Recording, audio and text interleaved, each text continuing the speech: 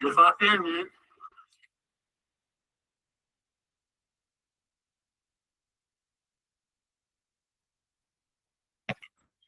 Adjustment number 13।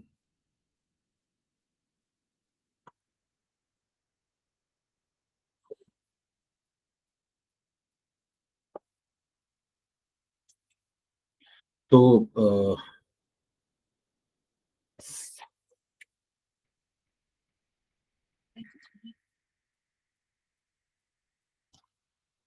Loss of stock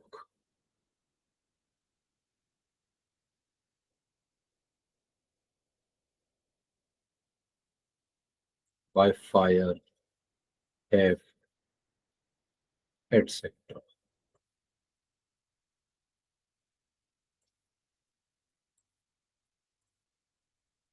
sir जी,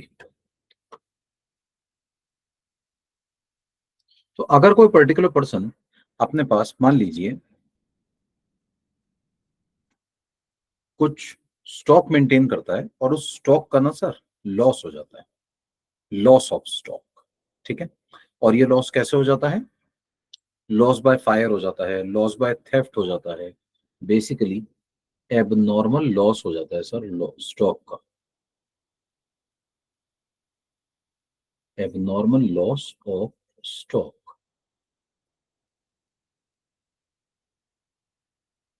ठीक है। इसका इफेक्ट कैसे आएगा?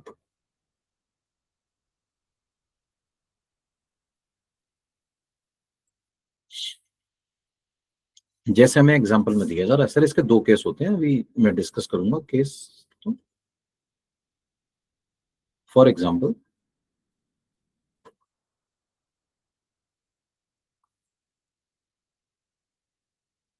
Goods costing rupees 50,000,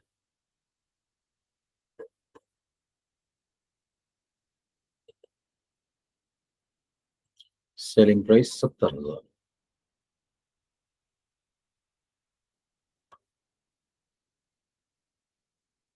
loss by fire, ठीक है। 50,000 की कॉस्ट वाला सामान जिसका सेलिंग प्राइस 70,000 है, लॉस्ट बाय फायर हो गया, डिस्ट्रॉय हो गया ड्यू टू फायर।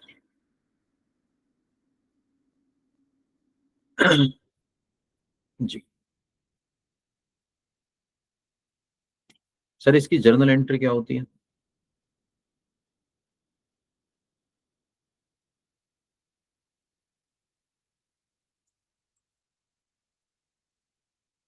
इसकी जर्नल एंट्री होगी हमारे पास loss by fire account debit to purchases account.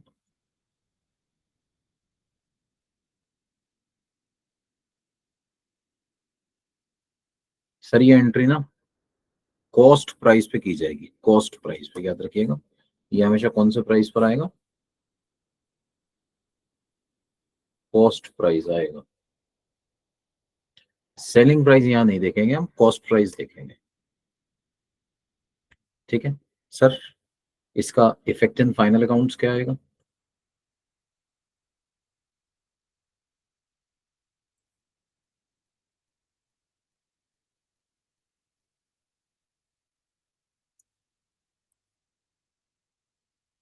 हम अपने पास सबसे पहले बनाएंगे ट्रेडिंग अकाउंट।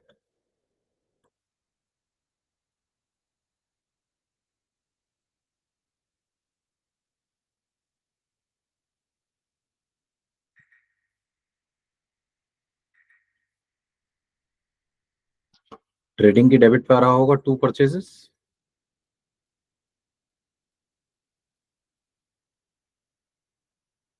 लेस कर देंगे हम अपने पास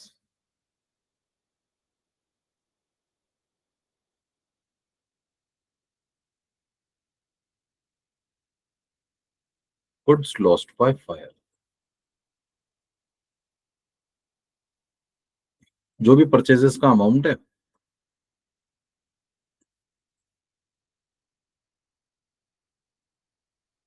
इसमें से लेस कर दीजिए गुड्स लॉस्ट बाय फायर 50,000, ठीक है। इसके बाद नेक्स्ट फिर बनाइए प्रॉफिट एंड लॉस अकाउंट।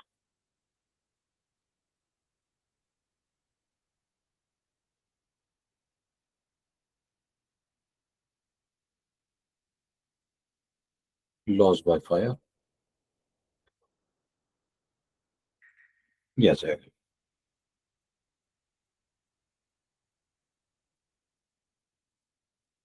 ठीक है सर, लॉस बाय फायर 50,000 रुपए, इधर हम लिख देता हूँ।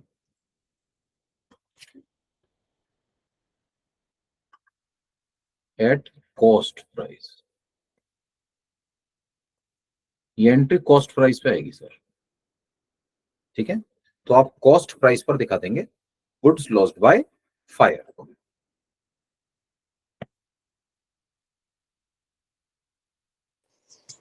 सर इसका इफेक्ट क्लोजिंग स्टॉक पे ही पड़ेगा क्या? नहीं सर, क्लोजिंग स्टॉक पे इसका इफेक्ट नहीं पड़ेगा सर। क्लोजिंग स्टॉक ना उस अमाउंट पर आता है जो हमारे पास बचा हुआ होता है। ठीक है, जो सामान जल गया, बताइए वो हमारे पास बचा होगा या नहीं बचा होगा? सर मतलब इसमें क्लोजिंग स्टॉक में ये जो जला हुआ सामान है ये लेस नहीं करेंगे सर इसमें से, या वो सर ऑलरेडी वही उसमें तो मैं से आपसे पूछ रहा लेस था, कर दिया होता है? बताइए जो सामान जल गया क्या वो क्लोजिंग स्टॉक में आएगा या नहीं आएगा? सर वो तो आएगा ही नहीं। हाँ सर सर अब वैसे क्लोजिंग स्टॉक तो बचे आएगा हुए नहीं। सामान का निकालते हैं ना।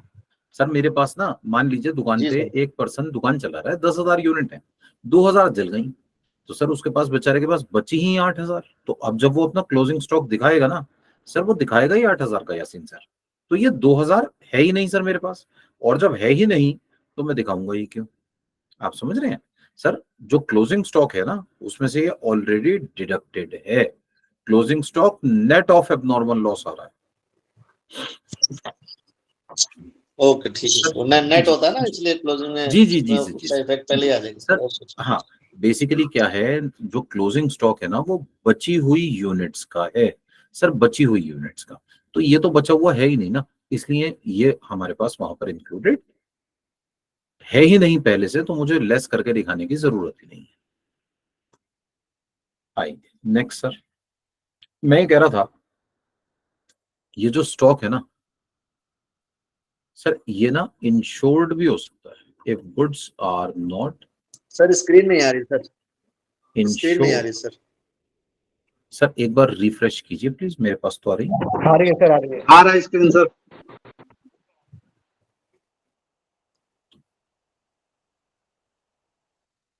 If goods are not insured, sir अगर गुड्स इंश्योर्ड ना हो, अगर गुड्स इंश्योर्ड ना हो तो इस तरह से होता है जो हमने अभी किया। सर एक केस और हो सकता है इसका, B part. If goods are insured, sir अगर गुड्स इंश्योर्ड होते हैं ना तो ध्यान से देखिएगा, हमारे पास ना इसे हम सबसे पहले दिखाते हैं ट्रेडिंग अकाउंट।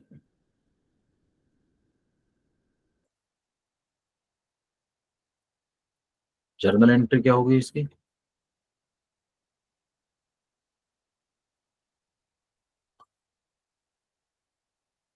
जर्नल एंट्री होगी सर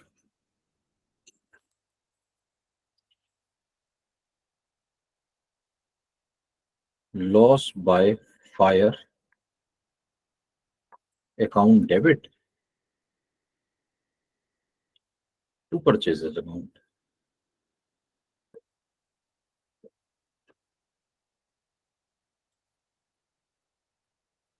एट परचेज प्राइस।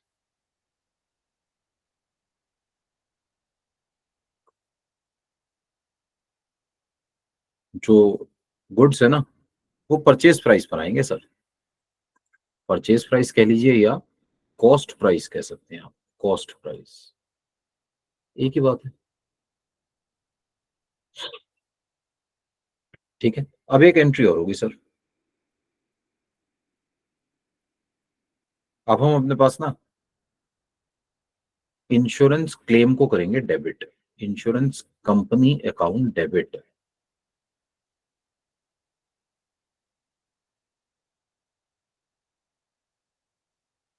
इससे ना सर लॉस बाय फायर कम हो जाएगा।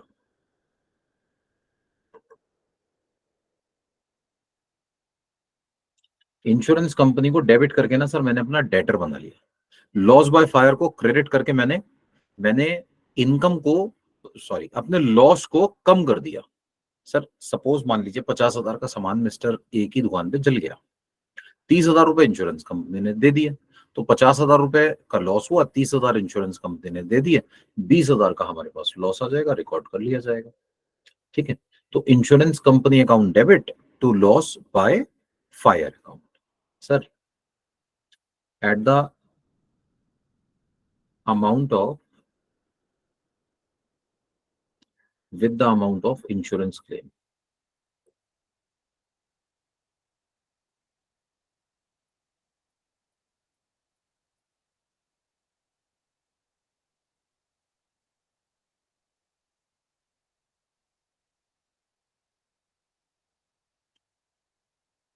Admitted by insurance company.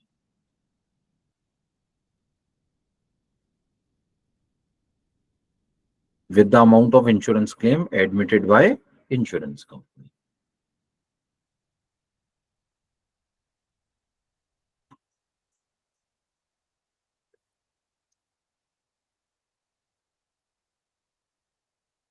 Effect in final accounts क्या आएगा?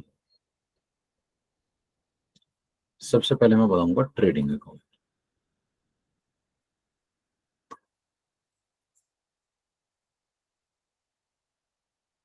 ट्रेडिंग के डेबिट पर आएगा परचेजेस, इसमें से लेस करूंगा, लेस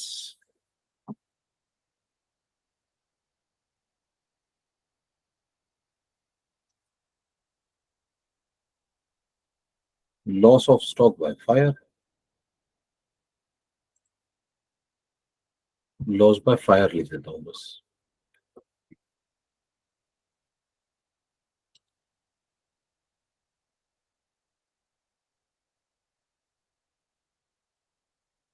सर ये पता है कौन से प्राइस पे आएगा? At cost price.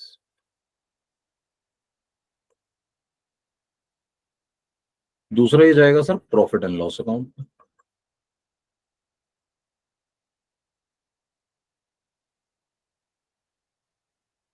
Profit and loss की डेबिट पे दिखाऊंगा to loss by fire,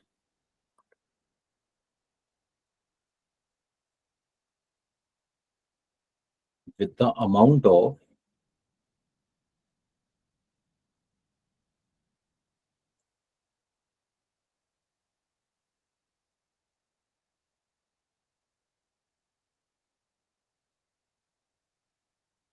loss of goods at cost price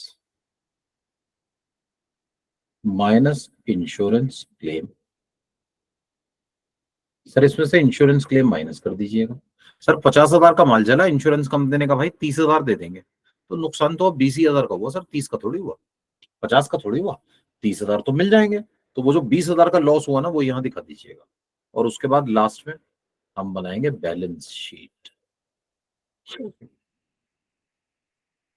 और बैलेंस शीट के ना सर एसेट्स में दिखा दीजिएगा।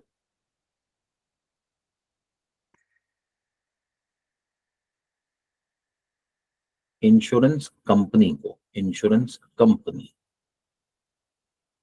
कंपनी ना सर हमारी डेटर बन जाएगी, डेटर बन जाएगी, इंश्योरेंस कंपनी से पैसे लेने हैं sir.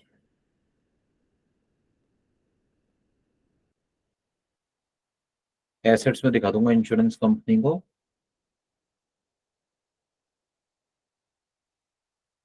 With the amount of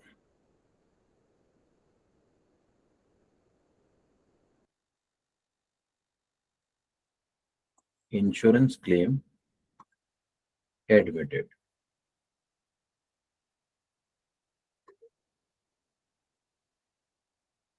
with the amount of insurance claim admitted. ठीक है सर, एक एग्जांपल के जरिए बात को समझते हैं।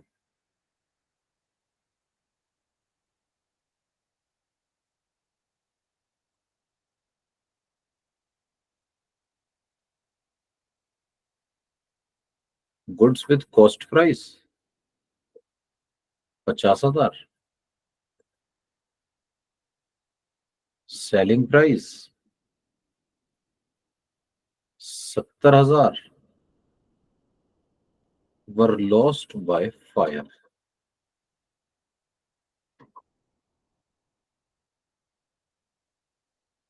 Insurance company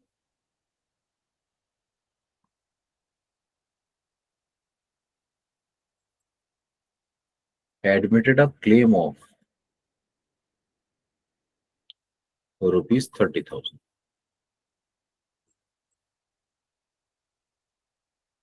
सर 50,000 की कॉस्ट वाला सामान जो 70,000 का बिकता जल गया, इंश्योरेंस कंपनी ने इसका क्लेम एडमिट किया 30,000 रुपए का। अब क्या करें? ट्रेडिंग अकाउंट बनाइए सर सबसे पहले।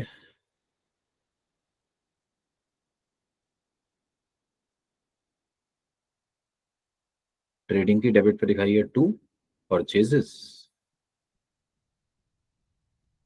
उसमें से लेस कीजिए एबनॉर्मल लॉस ऑफ गुड्स 50,000 रुपए एट कॉस्ट प्राइस।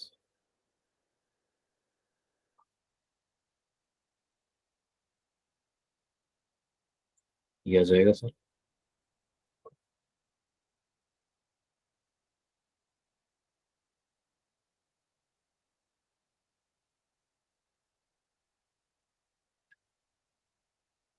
दूसरा आ जाएगा profit and loss account.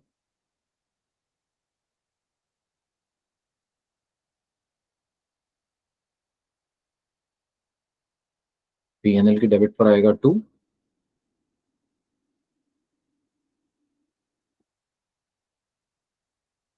Abnormal loss trading of account stock. में इंश्योरेंस का अभी कुछ नहीं दिखाएंगे? नहीं सर, नहीं दिखाएंगे। 50,000 माइनस 30,000। सर सामान तो 50,000 वाला ही जला ना, तो गुड्स तो 50,000 के गए। गुड्स 50,000 के गए, लेकिन लॉस 50,000 का नहीं हुआ सर। लॉस हुआ 20,000 का। पीएनएल में आएगा 20,000 और गुड्स गए 50,000 के। सर ये 30,000 ना मुझे अभी मिले नहीं होंगे, क्योंकि अगर मिल गए होते तो एंट्री हो गई होती कैश बुक में, है ना। तो ये जाएगा बैलेंस शीट की एसेट्स साइड पर। मैं ये दिखा रहा हूं कि मुझे इंश्योरेंस कंपनी से पैसे लेने हैं। बैलेंस शीट की एसेट्स साइड पर इंश्योरेंस कंपनी, मैंने इनको अपना डेटर बना लिया सर 30,000 रुपए से।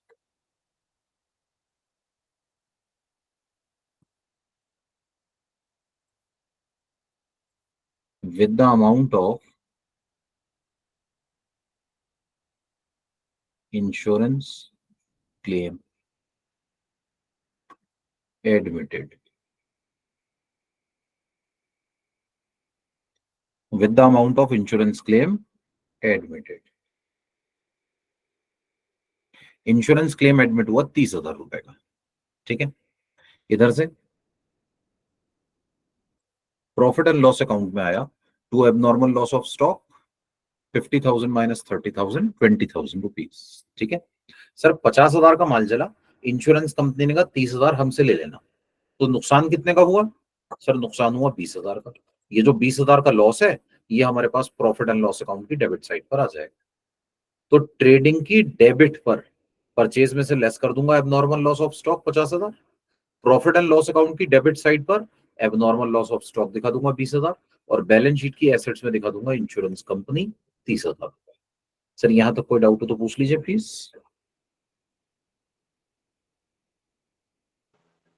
सर ये हम सर अगर ये क्लेम जैसे हाथ के हाथ मिल जाता है? सर वैसे तो मिलता नहीं है, लेकिन अगर मिल गया होगा तो फिर ये रिकॉर्ड हो गया होगा, फिर मेरे पास ट्रायल बैलेंस में आ रहा होगा लॉस बाय फायर 20,000। तो फिर ये बैलेंस शीट में तो फिर नहीं आएगा ना सर? नहीं सर, फिर बैलेंस शीट में नहीं आएगा, फिर ये आपके पास ट्रायल बैलेंस में आ रहा होगा लॉस का अमाउंट, और ट्रायल और बैलेंस में अगर प्रॉफिट लॉस आ और रहा होगा तो वो सिर्फ और सिर्फ पीएनएल की डेबिट पे जाएगा सर। अच्छा, पीएनएल में जो अमाउंट मिला है इंश्योरेंस कंपनी से, उसका इफेक्ट कहाँ आएगा सर पीएनएल में? सर वो पीएनएल में माइनस होके आएगा। 50,000 में से हमें 30,000 इंश्योरेंस कंपनी से मिल गए, तो आप 50 में से 30 को माइनस करके बैलेंस 20,000 दिखाई है। ये जो ये 50,000 डेबिट में है, दिखाएंगे सर, डेबिट में। जी सर डेबिट। सर लॉस हो गया ना सर, ये है टोटल लॉस, और ये जो 30,000 है ना, ये है इंश्योरेंस क्लेम एडमिटेड। मतलब जैसे ये जो एंट्री आपने करी है ना सर पीएनएल में, ये उस केस में भी होगी जिस केस में क्लेम मिल जाएगा, सर सेम फिर एंट्री आपको होगी। ये ट्रायल बैलेंस में दिया होगा loss of stock 20,000। Sir trial balance में आ रहा है लॉस ऑफ स्टॉक 20,000। अब इसका आपको सिंगल इफेक्ट दिखाना है, सिर्फ सिंगल इफेक्ट पीएनएल की डेबिट पर, लॉस ऑफ स्टॉक 20,000, और कुछ नहीं करना। ठीक है सर। अगर मुझे ये पैसे मिल गए होंगे ना सर, तो फिर मेरे पास ये ऑटोमेटिकली एडजस्ट हो चुका होगा, फिर मुझे कुछ करके दिखाने की जरूरत नहीं है। परचेजेस भी एडजस्ट हो चुकी होंगी सर, लॉस भी एडजस्ट हो चुका होगा, बैंक में पैसे भी आ चुके होंगे, मुझे कुछ नहीं करना। मुझे सिर्फ और सिर्फ इस लॉस को पीएनएल अकाउंट की डेबिट साइड पे दिखाना है, दैट्स इट। ठीक है, ये सारा कुछ, इतनी जब लंबी चौड़ी एडजस्टमेंट है, ये तभी होगी जब मुझे एडजस्टमेंट्स में इंफॉर्मेशन बताई जाए कि हमें अपने पास अभी लॉस हुआ है और इंश्योरेंस के पैसे मिले नहीं है। सर पॉइंट क्लियर है? जी सर क्लियर है। सर अब मैं ये कह रहा था,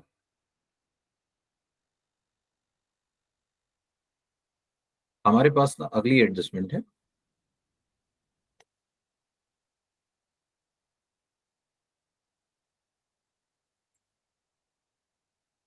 adjustment number 14 sir, prepaid expenses. Prepaid expenses हमें कहां दिए होते हैं बताइए? सर एडजस्टमेंट्स में गिवन होते हैं सर। आउटस्टैंडिंग एक्सपेंसेस, ये कहां दिए होते हैं बताइए? सर ये भी एडजस्टमेंट में दिए होते हैं सर। एक्रूड इनकम, ये कहां दी होती है? सर एडजस्टमेंट्स में। अनअर्न्ड इनकम, ये कहां दी होती है? सर ये भी एडजस्टमेंट में होती है sir. And closing stock, sir ये जितनी चीजें मैंने आपके सामने लिखी है ना, सारी की सारी चीजें कहां दी होती हैं? एडजस्टमेंट्स में दी होती हैं।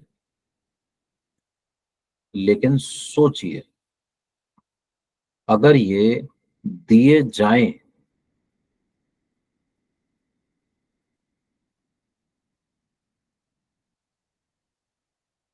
अगर ये दिए जाएं इन ट्रायल बैलेंस, तो क्या होगा? अगर हमारे पास prepaid expense, outstanding expense, accrued income, unearned income, closing stock adjustment में देने के बजाय ट्रायल बैलेंस में दे दिए जाए, आप कहां दिखाएंगे?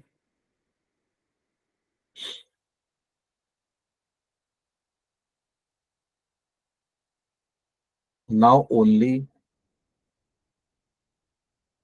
single effect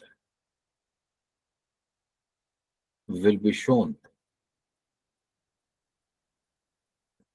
in balance sheet।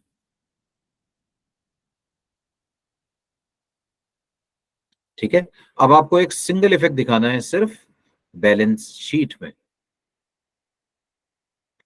For these items.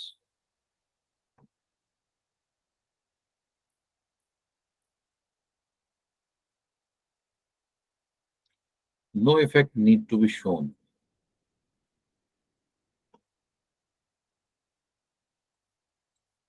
in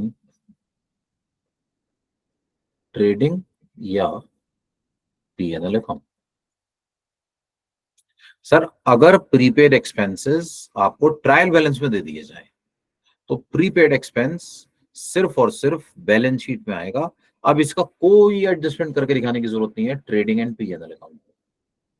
बिल्कुल इसी तरह से अगर आपको outstanding expense trading trial balance में दे दिए जाए, सर सिंगल इफेक्ट होगा सर। ट्रायल बैलेंस के हर आइटम का सिंगल इफेक्ट दिखाना है, इसका डबल इफेक्ट नहीं दिखाया जाएगा। सर एग्जांपल देखिए प्लीज। सर मुझे ना ट्रायल बैलेंस गिवन है,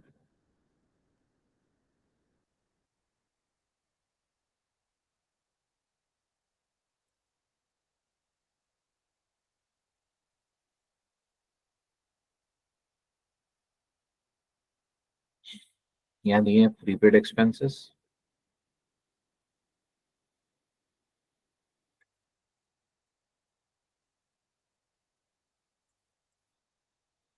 आउटस्टैंडिंग वेजेस, प्रीपेड सैलरी, हाँ sir rent receivable,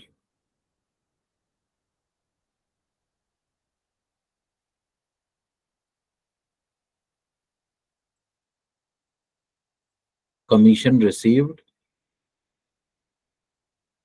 in advance, commission received in advance, और लास्ट है sir closing stock, closing stock. Prepaid salary बता रहे हैं सर 35,000 रुपए की, आउटस्टैंडिंग वेजेस बता रहे हैं सर 1,40,000 के हैं, रेंट रिसीवेबल है 20,000 रुपए का, कमीशन रिसीव्ड इन एडवांस है, आउटस्टैंडिंग वेजेस 40,000 के हैं sir, sorry commission received in advance है हमारे पास 50,000 रुपए का, और क्लोजिंग स्टॉक दिया हुआ है सर 5,70,000। इनका कोई भी इफेक्ट अब ट्रेडिंग एंड पीएनएल में नहीं आएगा सर, कोई भी इफेक्ट ट्रेडिंग एंड पीएनएल में नहीं आएगा। आपको इसे कहां दिखाना है सर? सिर्फ और सिर्फ बैलेंस शीट में।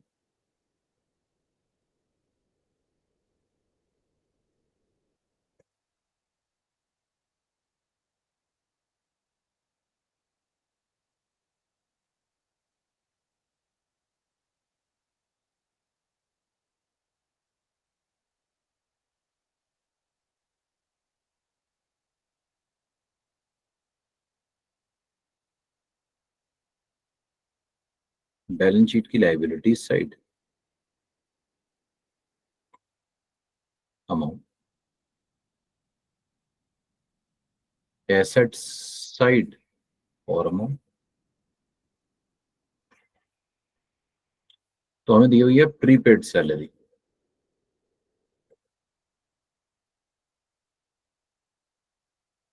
35,000 रुपए, आउटस्टैंडिंग वेजेस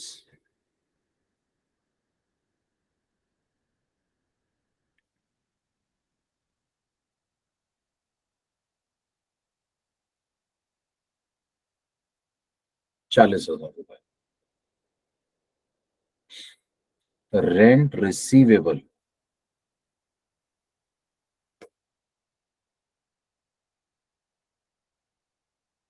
20,000 रुपए,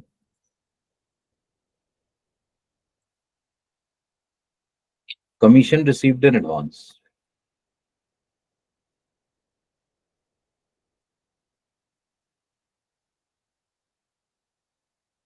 50,000 रुपए,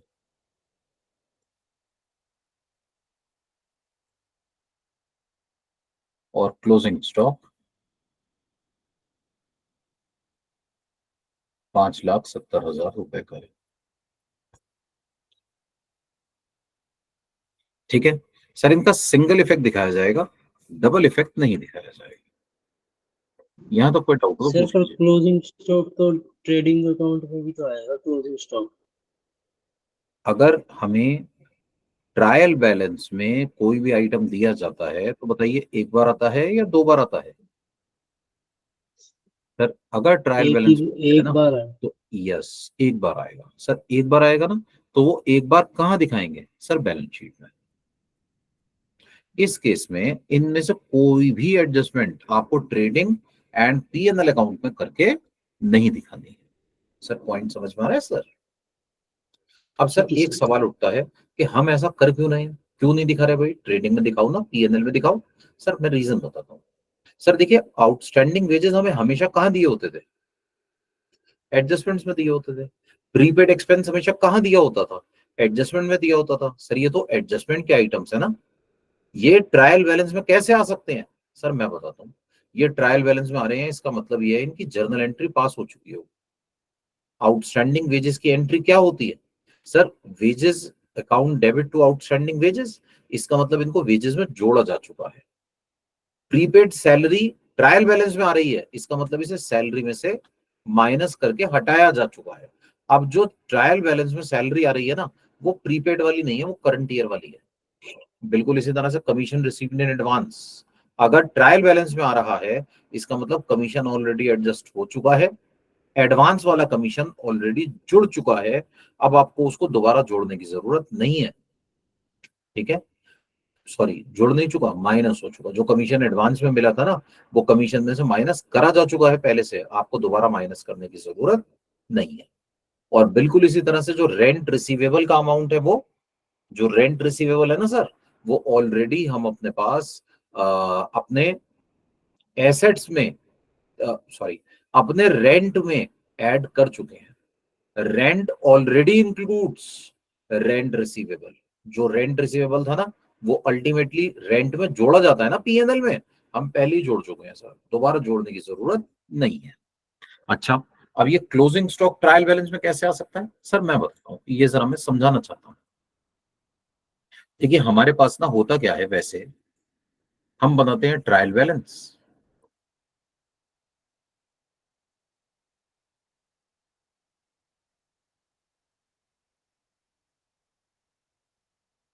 ट्रायल बैलेंस में हम दिखाते हैं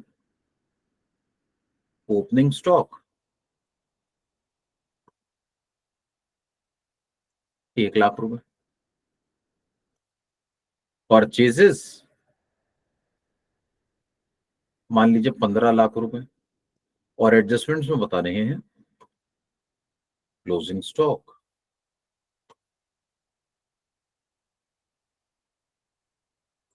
2 लाख। इसका इफेक्ट क्या कैसे आता है फिर हमारे पास?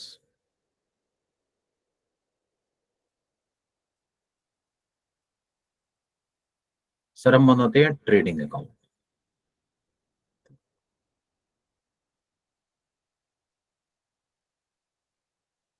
ट्रेडिंग की डेबिट पर आता है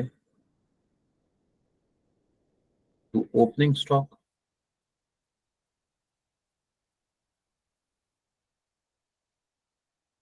1 लाख रुपए, to purchases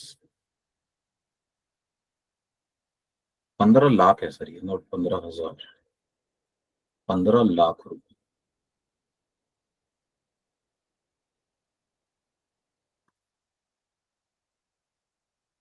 by closing stock 2 lakh रुपए।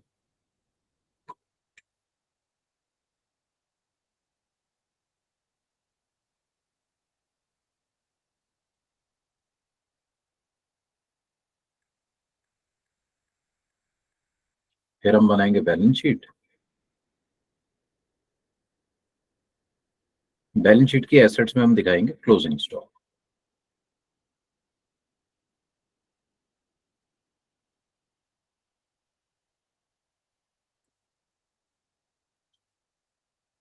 सर 2 लाख।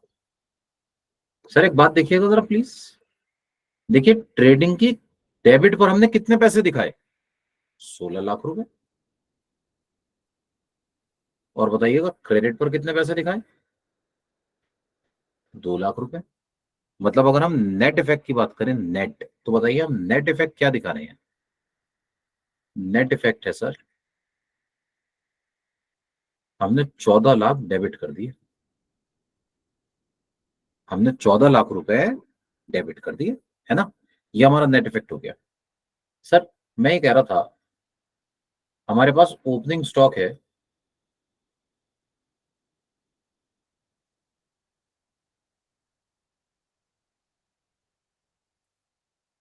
1 लाख का। परचेजेस हैं 15 लाख की, और क्लोजिंग स्टॉक कितने का है? 2 लाख का है। सर अगर मैं इनको एक ही जगह पर एडजस्ट करना चाहूं तो उसे कहते हैं एडजस्टेड परचेजेस। एडजस्टेड परचेजेस का फॉर्मूला होता है sir opening stock plus net purchases minus closing stock.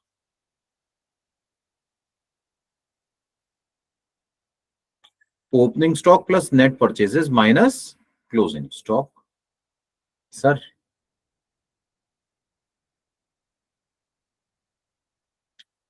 मेरे एग्जांपल में देखिए ओपनिंग स्टॉक कितने का है? 1 लाख का। परचेजेस कितने की है? 15 लाख की। क्लोजिंग स्टॉक कितने का है? 2 लाख का। माइनस करके बताए क्या आएगा? 14 लाख। ये क्या है 14 लाख का? Sir adjusted purchases.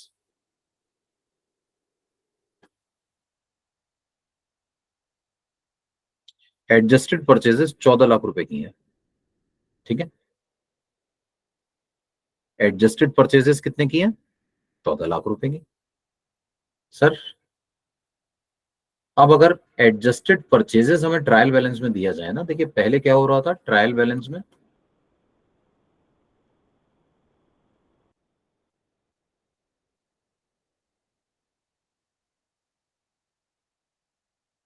Opening stock given था 1 लाख का,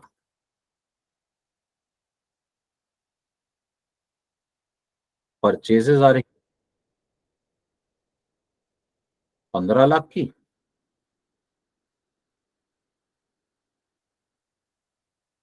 और एडजस्टमेंट्स में बता रहे थे सर क्लोजिंग स्टॉक है 2 लाख रुपए। सर इसी का एक ऑल्टरनेटिव मेथड हम डिस्कस कर रहे हैं। मैं कह रहा था ऐसा भी हो सकता है, आप बनाइए अपने पास ट्रायल बैलेंस,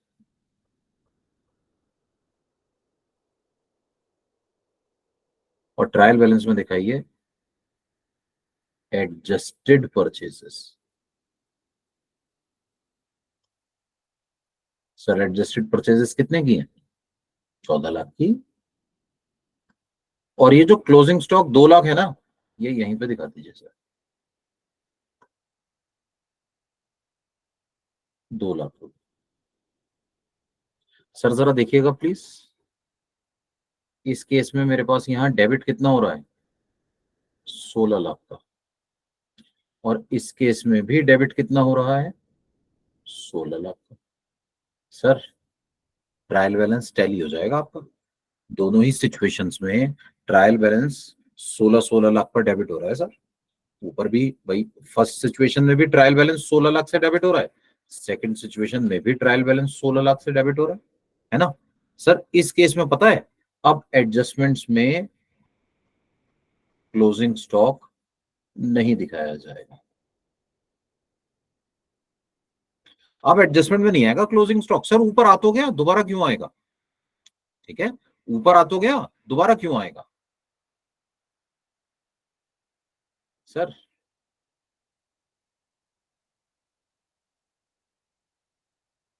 क्लोजिंग स्टॉक अगर अपीयर हो रहा हो ट्रायल बैलेंस में,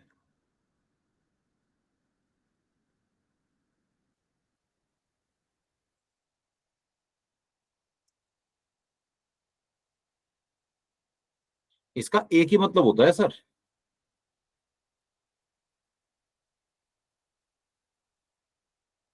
कि ये ऑलरेडी एडजस्ट किया जा चुका है। ये ऑलरेडी एडजस्ट किया जा चुका है with, it is already adjusted with purchases. इसे परचेज के साथ एडजस्ट कराया जा चुका है, and therefore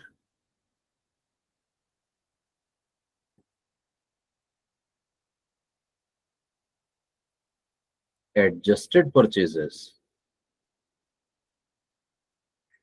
will be appearing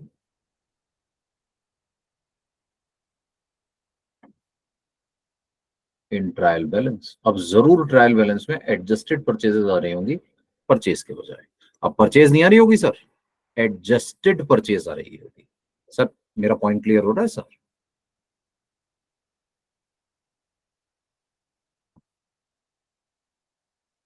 हाँ जी सर।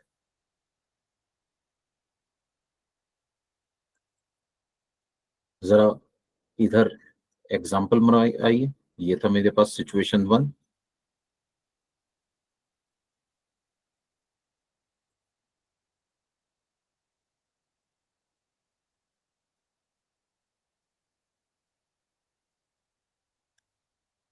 ये है सिचुएशन 2।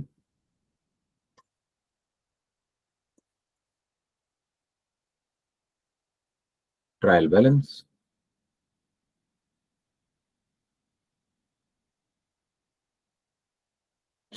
अब आपके पास ना सर ओपनिंग स्टॉक नहीं आ रहा होगा, यहां पर लिख देता हूं मैं।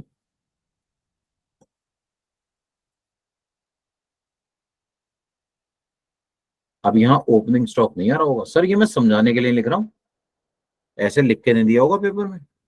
अब यहाँ आ रही होंगी सर एडजस्टेड परचेजेस, एडजस्टेड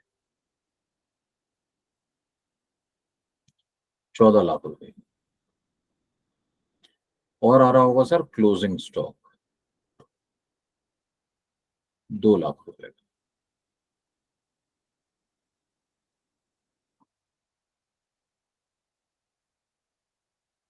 ठीक है।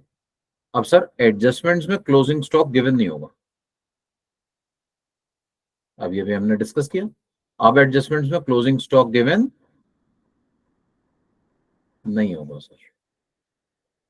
अब मुझे अपने पास फाइनल अकाउंट्स में क्या करना है सर, मैं बताता हूं। आप बनाइएगा ट्रेडिंग अकाउंट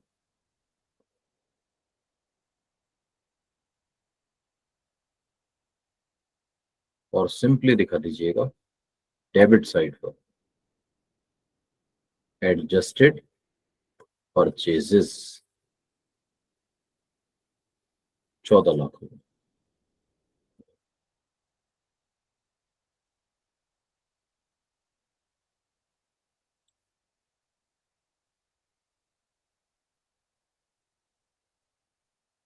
उसके बाद बनाइएगा सर बैलेंस शीट।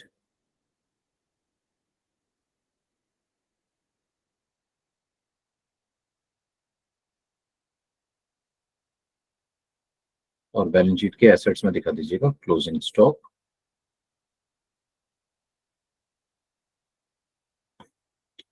2 लाख रुपए। सर अब आपको इसको ट्रेडिंग अकाउंट में दिखाने की जरूरत नहीं। सर देखिएगा पहले वाले सिस्टम में जब मैंने अपने पास क्लोजिंग स्टॉक ट्रायल बैलेंस में दिखाया था तो ट्रेडिंग अकाउंट में नेट इफेक्ट कितना आ रहा था सर? तब भी ट्रेडिंग अकाउंट में नेट इफेक्ट तो देखिए 14 लाख डेबिट का ही आ रहा था, है ना? अभी भी नेट इफेक्ट कितने का आ रहा है? 14 लाख डेबिट। पहले मैं 16 लाख डेबिट करके 2 लाख क्रेडिट कर रहा था, अब मैं कह रहा हूं छोड़िए ना, बस 14 लाख डेबिट कर देता हूं। तो एडजस्टेड परचेजेस अगर क्वेश्चन में गिवन है तो अल्टीमेटली नेट इफेक्ट मेरे पास सेम आने वाला है। सर यहां तक कोई डाउट? सर ओपनिंग बैलेंस का ओपनिंग स्टॉक का क्या होगा? सर कुछ भी नहीं होगा, दिया हुआ ही नहीं होगा। सर ट्रेडिंग दिया है ना सर ओपनिंग स्टॉक सेकंड वाले मेथड में गिवन नहीं होगा, सर, जो थोड़ा हमने ऊपर सेकंड मेथड पे डिस्कस किया ना ट्रायल बैलेंस में। सर।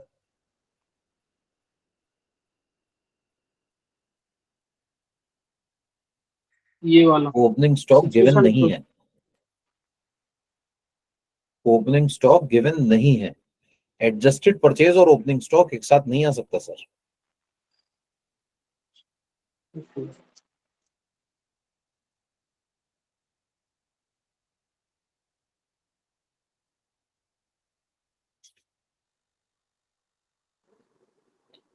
सर ये क्लोजिंग स्टॉक डेबिट होता है कि क्रेडिट? सर डेबिट होता है, एसेट होता है ना हमारे लिए, डेबिट नेचर का होता है। और ओपनिंग स्टॉक भी सेम है? ओपनिंग स्टॉक भी सेम है सर, होता है तो दोनों एसेट ही हैं। सर ये क्लोजिंग स्टॉक जो है सेकंड सिचुएशन में ट्रेडिंग में क्यों नहीं आया, ये मेरे समझ में नहीं आया। मैम क्योंकि इसको हमने ना ऑलरेडी एडजस्ट कर दिया है, इसको मैं ऑलरेडी अपने पास परचेज में से माइनस करके एडजस्ट कर चुका हूं। देखिए एडजस्टमेंट का डबल इफेक्ट दिखाना होता है ना, एडजस्टमेंट का हमें डबल इफेक्ट दिखाना होता है। अब जब एडजस्टमेंट का डबल इफेक्ट दिखाना है, टू इफेक्ट्स दिखाने हैं। एक इफेक्ट होता है डेबिट, एक इफेक्ट होता है क्रेडिट। हम अपने पास इसका इफेक्ट कैसे दिखाते हैं, हम एक बार बनाते हैं ट्रेडिंग अकाउंट और ट्रेडिंग की क्रेडिट पर दिखाते हैं by closing stock.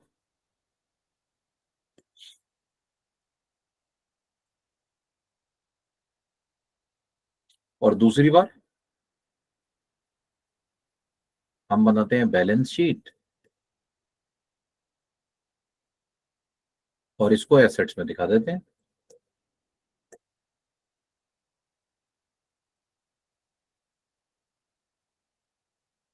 Balance sheet के एसेट्स में आता है क्लोजिंग स्टॉक,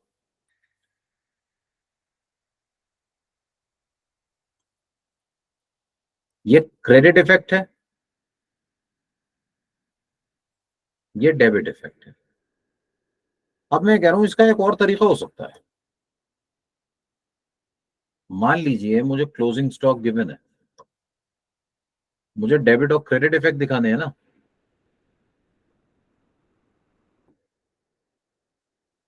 मैं डेबिट पे कुछ नहीं कह रहा, डेबिट जहां जाता है बैलेंस शीट की एसेट्स में वहीं ले जाइए। मैं कह रहा हूं ये जो क्रेडिट इफेक्ट ट्रेडिंग की क्रेडिट पर आता है, इसे instead of showing on credit side,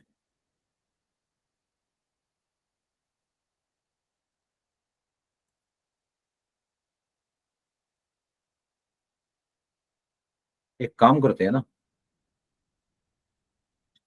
इसे हम लेस कर देते हैं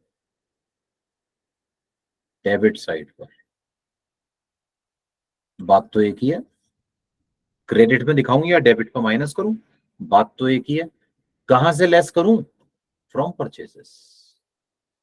कहां से लेस करूं, from purchases. Purchases debit side पर आती हैं, तो डेबिट साइड पर आने वाली परचेजेस में से मैंने इसको लेस कर दिया। डेबिट साइड पर आने वाली परचेजेस में से मैंने इसको लेस कर दिया और लेस करके मैंने इसे अपने पास एडजस्टेड परचेजेस अपने ट्रेडिंग की डेबिट पर शो कर दी। तो यहां पर क्रेडिट पर ऐड होने के बजाय मेरा क्लोजिंग स्टॉक डेबिट पर परचेज में से माइनस हो गया। अच्छा, अब जो क्लोजिंग स्टॉक है तो मेरे लिए एसेट ही, तो सर क्योंकि वो मेरे लिए एसेट है तो अब मैं उसे अपने पास बैलेंस शीट की एसेट साइड पे दिखा दूंगा। एसेट्स पर दिखाया मतलब डेबिट इफेक्ट दे दिया। तो क्रेडिट इफेक्ट ट्रेडिंग का मैंने क्रेडिट पर शो करने के बजाय परचेज में से माइनस करके दे दिया। और डेबिट इफेक्ट वो तो बैलेंस शीट की एसेट्स में इसको आना ही आना है, उससे तो मैं कुछ मना कर ही नहीं रहा। तो एक बार बैलेंस शीट के एसेट्स में दिखा दीजिए और एक बार हमारे पास ट्रेडिंग अकाउंट की डेबिट पर परचेज में से लेस होकर आ गया। डेबिट पर माइनस मतलब क्रेडिट और बैलेंस शीट की एसेट मतलब डेबिट। बात एक ही है। तो ट्रेडिंग की फिर सर क्रेडिट पे नहीं आएगा क्लोजिंग। जी सर जी, अब ट्रेडिंग की क्रेडिट पर नहीं आएगा सर। अगर हमारे पास क्लोजिंग स्टॉक ट्रायल बैलेंस में गिवन है, ट्रायल बैलेंस में, तो बताइए कितने इफेक्ट्स दिखाए जाएंगे। सर ट्रायल बैलेंस के हर आइटम का एक ही इफेक्ट आता है ना, तो एक इफेक्ट कहाँ दिखाएंगे, हमने अभी अभी डिस्कस किया, ये एक इफेक्ट हम बैलेंस शीट में दिखाएंगे, है ना। सर जब बैलेंस शीट में दिखा दिया और एक ही इफेक्ट दिखाना है, तो अब सेकंड इफेक्ट का तो मेरे पास स्कोप ही नहीं है ना इस केस में, तो अब मैं इसको अपने पास ट्रेडिंग अकाउंट में शो नहीं करूंगा। ठीक है, ये देखिए हमने भी लिखा अभी तक यही बात। अब इन चीजों का कोई इफेक्ट नहीं दिखाया जाएगा ट्रेडिंग एंड पीएनएल में। ट्रेडिंग एंड पीएनएल में इसको दिखाने की जरूरत नहीं है। तो एमसीक्यू में अगर पूछा जाए कि अगर एडजस्टेड परचेजेस आ रही हैं तो ट्रेडिंग अकाउंट में ये दिखाने की जरूरत है या नहीं, तो मैं कहूंगा नहीं। एडजस्टेड परचेजेस के केसेस में हमारे पास क्लोजिंग स्टॉक ट्रेडिंग अकाउंट में नहीं आता। और सर वो ओपनिंग भी दे दे और परचेजेस भी दे दे और क्लोजिंग स्टॉक भी दे दे तो सर ऐसा तो तभी हो सकता है जब हमारे पास, नहीं मैं समझा नहीं, दोबारा बताइएगा सर। नहीं, वो ट्रायल बैलेंस में ओपनिंग नहीं सर, बैलेंस ऐसा दे, नहीं हो सकता, ऐसा नहीं हो परचेज सकता दे और क्लोजिंग भी सर। दे। या तो ट्रेडिंग होगा या सॉरी, या तो ओपनिंग होगा या क्लोजिंग, दोनों नहीं हो सकते। ठीक है, ओके, वो परचेजेस दे और क्लोजिंग दे तो कोई बात नहीं, इसका मतलब वो परचेजेस जो है वो एडजस्टेड परचेज ही है सर। अच्छा, एडजस्टेड मान लेंगे उनको। जी सर, जी sir. Okay sir.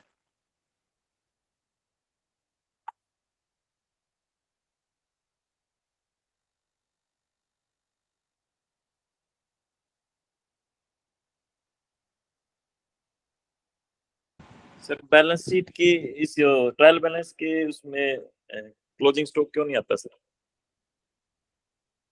Sir closing stock trial balance में तभी आ सकता है जब एडजस्टेड परचेजेस गिवन हो। एडजस्टेड परचेजेस है तो आएगा, एडजस्टेड परचेजेस नहीं है तो नहीं आएगा सर। ठीक है सर। जी सर, असल में क्या है ना, मैं 20 लाख का सामान खरीद के लाया, मैंने 20 लाख के गुड्स परचेज किए। अब ये गुड्स जो मैंने परचेज किए हैं ये मैंने दिखा दिया ट्रायल बैलेंस की डेबिट साइड पर। मैंने ट्रायल बैलेंस बनाया और डेबिट पे दिखा दिया परचेजेस 20 लाख रुपए। सर इन्हीं परचेजेस में से तो मेरे पास क्लोजिंग स्टॉक बचा हुआ है 3 लाख का, है ना। तो अब मैं क्या करूंगा, मैं कह रहा हूं आप ट्रेडिंग की डेबिट पे दिखा दीजिए 20 लाख, क्रेडिट पर दिखा दीजिए closing stock 3 lakh, net effect 17 lakh का आ जाएगा। अब इसी बात को मैं कह रहा हूं आप इस तरह से भी तो कह सकते हैं कि मेरे पास ट्रायल बैलेंस में एडजस्टेड परचेजेस आ रही हैं, एडजस्टेड 17 लाख की और क्लोजिंग स्टॉक आ रहा है 3 लाख का। अल्टीमेटली 20 लाख का माल हो गया। ठीक है सर, 20 भी दिखा दूं 3 भी दिखा दूं, ऐसा नहीं हो सकता, फिर तो टोटल बिगड़ जाएगा ना। सामान आना था 20 लाख का, दिखा दिया मैंने 23 लाख का, ट्रायल बैलेंस टैली कैसे होगा? ठीक है, तो ये टैली तभी हो पाएगा जब आप या तो नेट परचेजेस दिखा दीजिए out of after closing stock 17 lakh रुपए, तो आप क्लोजिंग स्टॉक दिखा सकते हैं। अदरवाइज आप क्लोजिंग स्टॉक और परचेजेस एक साथ नहीं दिखा सकते। Okay sir. सर ये हमारे पास बात हो गई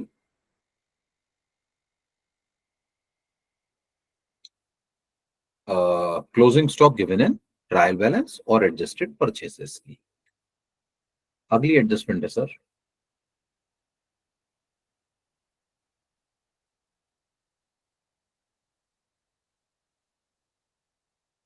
adjustment number 15, goods sold on approval basis.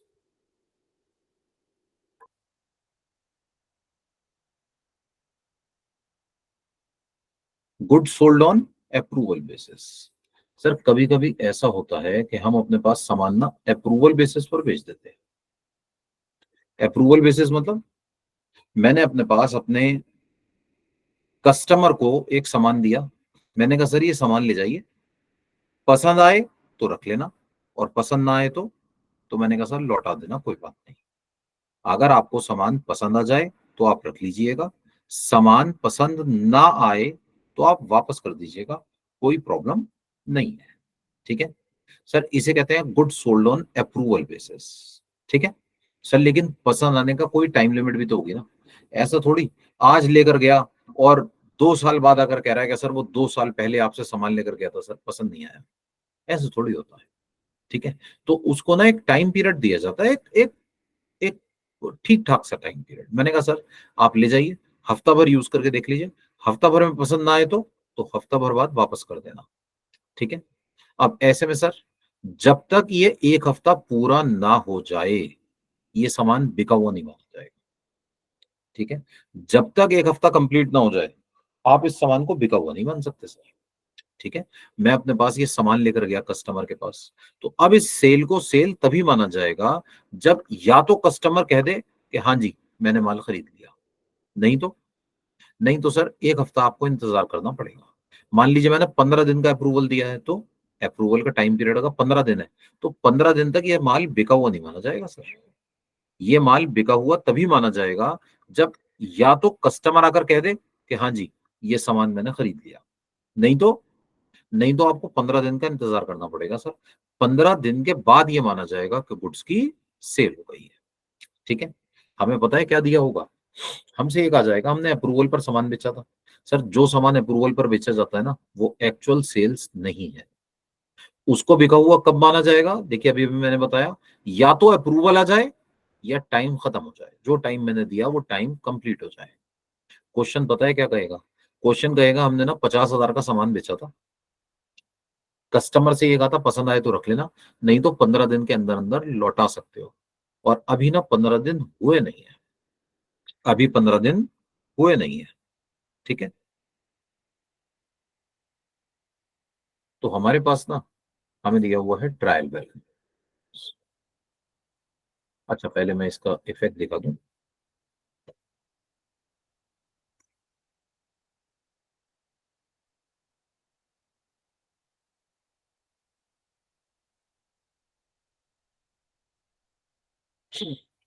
Sir ये गलती से आपकी परचेज में जुड़ा हुआ है, गलती से सर जो इसका गलती जनरल से, एंट्री क्या होगी सर? सर अभी बताता हूँ, ये जो गलती से जुड़ा हुआ है ना इसका क्या करें? ट्रेडिंग अकाउंट में ना सर, क्रेडिट साइड पर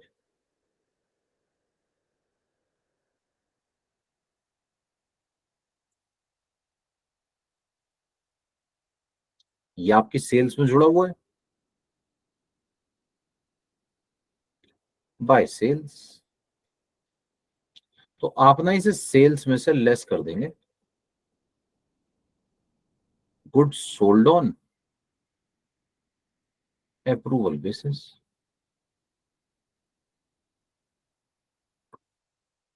sir goods sold on approval basis, आप इसको सेल्स में से माइनस कर दीजिए सर।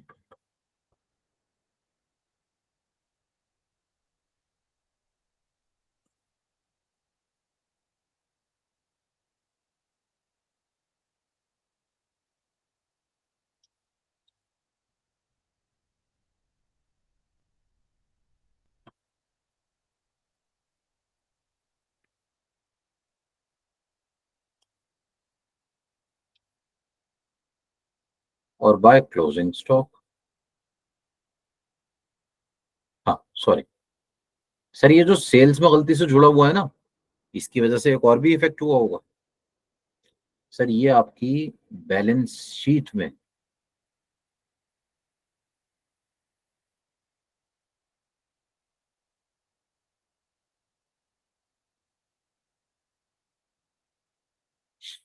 आपके डेटर्स में जुड़ा हुआ आ रहा होगा।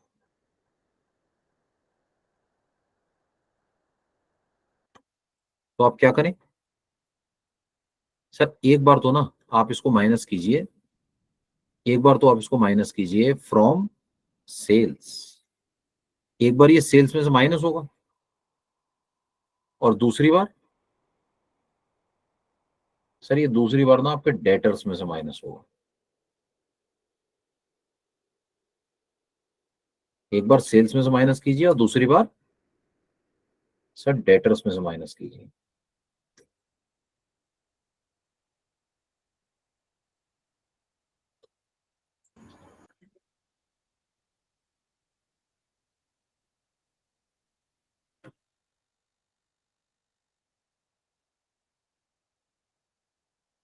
तो बैलेंस शीट में डेटर्स में से minus less goods sold on approval basis. Sir मैंने अपने कस्टमर को सामान दिया 50,000 का, और मैंने उससे कहा भाई पसंद आए तो रख लेना, पसंद ना आए तो वापस कर देना, और मैंने उसको टाइम दिया 15 दिन का। अभी ना 15 दिन हुए नहीं है, तो बताइए वो रखेगा या वापस करेगा?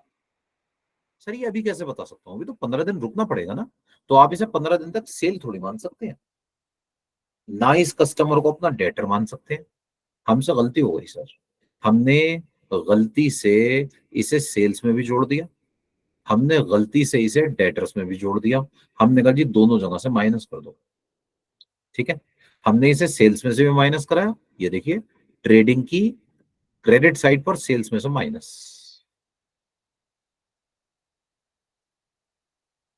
ट्रेडिंग की क्रेडिट साइड पर सेल्स में से माइनस।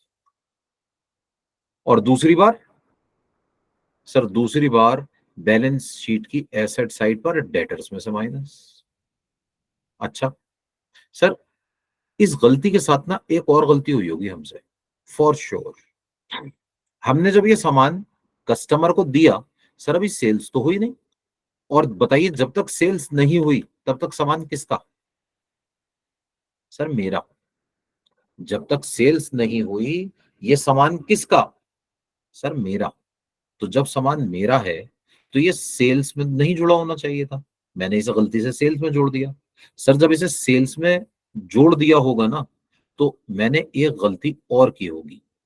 सर ये सामान मेरा है ना, मेरा सामान मेरे क्लोजिंग स्टॉक में आना चाहिए।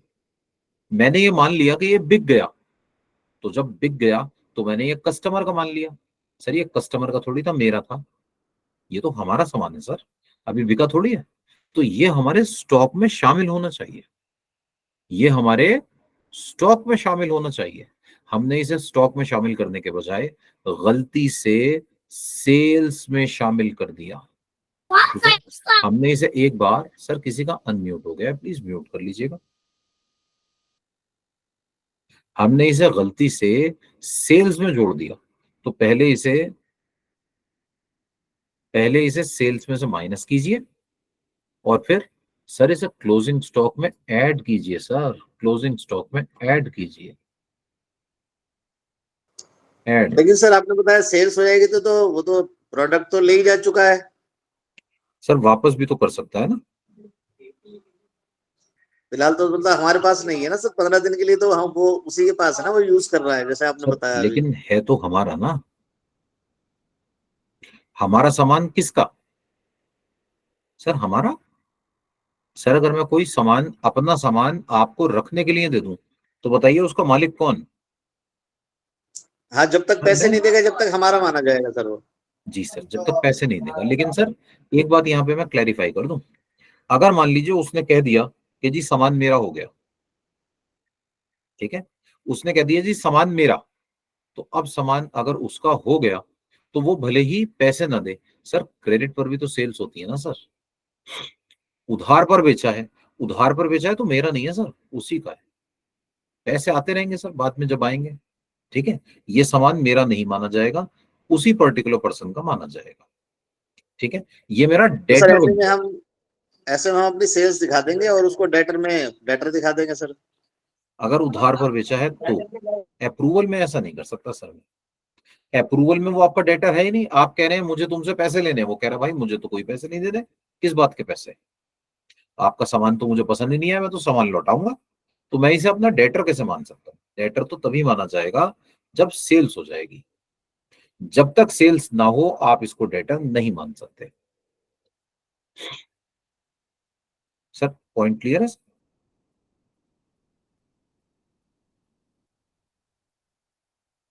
तो क्लोजिंग स्टॉक में ना सर ऐड कर दिया जाएगा goods sold on approval basis.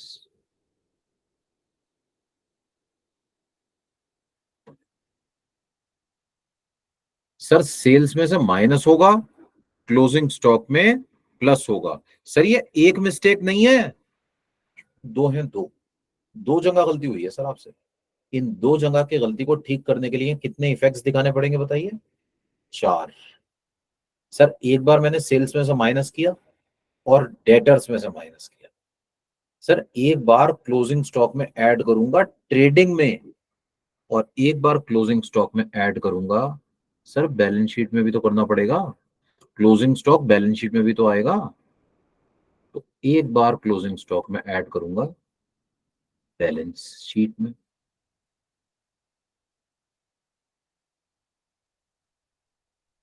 Goods sold on approval basis. Goods sold on approval basis को मैं अपने पास बैलेंस शीट की एसेट साइड पर क्लोजिंग स्टॉक में प्लस कर दूंगा। सर 2 मिस्टेक्स थी, 2 मिस्टेक्स को रेक्टिफाई करने के लिए 4 इफेक्ट्स दिखाए जाएंगे। 4। एक बार मैंने इसे अपने पास ट्रेडिंग की सर। क्रेडिट साइड पर सेल्स में से माइनस किया, सेल्स में से माइनस किया, एक बार डेटर्स में से माइनस किया, फिर एक बार क्लोजिंग स्टॉक में प्लस किया ट्रेडिंग में, एक बार क्लोजिंग स्टॉक में प्लस किया बैलेंस शीट में। जी सर। ये चारों इफेक्ट एक साथ तो नहीं होगा सर? सर चारों एक साथ ही होगा। सर 2 एंट्रीज है ना, ये एक मिस्टेक नहीं है, 2 मिस्टेक्स है, और 2 मिस्टेक्स हैं तो 4 इफेक्ट्स आएंगे सर। आएंगे तो चारों आएंगे, नहीं तो कुछ भी नहीं आएगा। जी सर। ये एक्सेप्शनल है सर? जी सर ये एक्सेप्शनल केस है। जी अभी तक हमने जितनी भी एडजस्टमेंट्स पढ़ी है ना सर, एक एडजस्टमेंट होती थी, ये एक नहीं है सर, ये होंगी तो 2 मिस्टेक्स होंगी, वरना होंगी ही नहीं। सर सेल्स रिटर्न के केस में हम क्यों नहीं क्लोजिंग स्टॉक में ऐड करते? सर वॉइस क्लैश हो गई। यश सर एक बार दोबारा पूछिएगा। सर मैं ये पूछ रहा हूँ, जब सेल्स रिटर्न का केस होता है जी उसमें हम क्लोजिंग स्टॉक में क्यों नहीं ऐड करते हैं? सर सेल्स रिटर्न कहाँ दी होती है बताइए?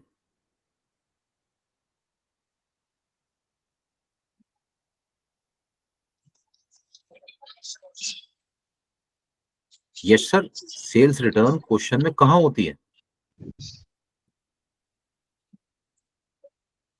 Sir trial balance. जी सर ट्रायल बैलेंस में होती है। सर ट्रायल बैलेंस में जो चीज आ रही होती है ना सर, उसको ना हम ऑलरेडी रिकॉर्ड कर चुके होते हैं। जब हम सेल्स रिटर्न को रिसीव करते हैं ना, ट्रायल बैलेंस में रिकॉर्ड करते हैं सर, क्लोजिंग स्टॉक में ऑलरेडी आ चुका होगा सर, मुझे दोबारा दिखाने की जरूरत नहीं है। आप समझ रहे हैं सर? डिफरेंस समझिए। देखिए डिफरेंस क्या है सर, यहां ना मुझसे गलती हुई है, सेल्स रिटर्न में गलती नहीं हुई सर, सेल्स रिटर्न रिकॉर्ड हो चुकी है। Sales return is given in trial balance, और ट्रायल बैलेंस में आ रही है, इसका मतलब सर है आवाज मैंने नहीं आ उसकी रही एंट्री सर, पास कर क्या दी। कह रहे हो? सर मैं कह रहा था सर, वॉइस आ रही है सर मेरी? हाँ सर थोड़ा नेटवर्क इशू है। जी सर मैं ये कह रहा था कि सेल्स रिटर्न ट्रायल बैलेंस में शो होती हाँ जी सर। है ना सर? ट्रायल बैलेंस में आ रही है, इसका मतलब ये है कि मैं अपने पास ना इसको ऑलरेडी किताबों में रिकॉर्ड कर चुका हूं। अच्छा सर जब मैं इसको किताबों में रिकॉर्ड कर चुका तो मेरे पास ना ये क्लोजिंग स्टॉक में ऑलरेडी इंक्लूडेड होगा, मुझे दोबारा से रिकॉर्ड करने की जरूरत नहीं है। सर इस केस में क्या हो रहा है, यहां मिस्टेक है सर। मिस्टेक क्या है? जो सामान मेरे पास मेरा है सर, सामान तो मेरा ही है, अभी बेका थोड़ी है, मुझे अपने स्टॉक में दिखाना चाहिए था, मैंने स्टॉक में दिखाने के बजाय सेल्स में दिखा दिया। 2 मिस्टेक सर, 2। एक तो सेल्स में ऐड कर दिया, दूसरा क्लोजिंग स्टॉक में दिखाया नहीं। आप समझ रहे हैं? इस स्टॉक को मुझे क्लोजिंग स्टॉक में ऐड करके दिखाना पड़ेगा। सर सेल्स रिटर्न तो ऑलरेडी आ रहा है ना, दोबारा ऐड करने की क्या जरूरत है? ठीक है सर, ठीक है जी अनिल सर। सर इसको परचेज में भी ले जा सकते हैं सर? नहीं सर, इसको परचेज में नहीं लेके जा सकते सर, इसका तो परचेज से कोई लेना देना ही नहीं है सर। मैं सामान खरीद के ला चुका हूं, मैंने एक सामान खरीदा, आ गया मेरी दुकान पर सर, मैंने तो खरीद लिया। कस्टमर को देते हुए मैंने ये कहा कि भाई तुम ले जाओ, पसंद आए तो रख लेना, पसंद ना आए तो वापस कर देना। तो ये परचेज में नहीं आ सकता सर, इसको जैसे एडजस्ट क्लोजिंग स्टॉक बड़ा है सर, जैसे हम परचेज बढ़ा देते हैं सही? नहीं सर, नहीं सर, परचेज डेबिट साइड पे आता है, क्लोजिंग स्टॉक क्रेडिट पर आता है सर, ये तो उल्टा हो जाता। मुझे क्रेडिट पे प्लस करना है ना, परचेज में ऐड कर देता तो ये तो उल्टा हो जाता मामला। ये तो क्रेडिट के बजाय मैंने उल्टा डेबिट इफेक्ट दिखा दिया, मेरे आंसर में तो डबल का डिफरेंस आ जाता। ठीक है सर। जिसको 10,000 से क्रेडिट करना था उसको 10,000 से डेबिट थोड़ी करूंगा। जी कुलदीप सर। जी सर। जी हेलो। जी सर सर मैं जी सर जैसे हम सेल करते हैं, मतलब सेल तो होगी ये सेलिंग प्राइस पे, यानी कॉस्ट प्लस प्रॉफिट पे, और जी। क्लोजिंग स्टॉक में फिर ये आएगा उसमें, इसमें कॉस्ट प्राइस पे आता है, तो ये सर दोनों का यही मेरा एक अगला एक सवाल था, यही मेरा अगला सवाल था कि देखिए मैंने अपने पास बैलेंस शीट की एसेट साइड पे डेटर में से माइनस किया, क्लोजिंग स्टॉक में प्लस, तो सर एक जगह प्लस हुआ दूसरी जगह माइनस, तो ये तो नेट इफेक्ट तो निल हो जाएगा। तो सर निल नहीं होगा सर, एक बड़ी खास बात है इसमें। सर मैंने अपने पास 50,000 वाला सामान कस्टमर को दिया होगा 80,000 में और उससे कहा होगा पसंद आए तो रख लेना, पसंद ना आए तो लौटा देना। अब सर कस्टमर के पास तो ये 80,000 पर है ना, तो सेल्स में से आप लेस करेंगे सेलिंग प्राइस पर। तो सर जब डेटर में से लेस करेंगे तो भी आप लेस करेंगे सेलिंग प्राइस पर। मैंने इसे सेल्स में से भी घटा दिया, मैंने इसे डेटर्स में से भी घटा दिया, सेलिंग प्राइस पर सेलिंग प्राइस 80,000 रुपए। सर लेकिन जब आप इसको क्लोजिंग स्टॉक में ऐड करेंगे ना सर, तो ये ऐड किया जाएगा eight cost price sir. Sir मेरे लिए तो 50,000 का है, कस्टमर को 80 में दिया था, मेरे लिए तो 50 का है, यहां पे ऐड किया जाएगा एट कॉस्ट प्राइस।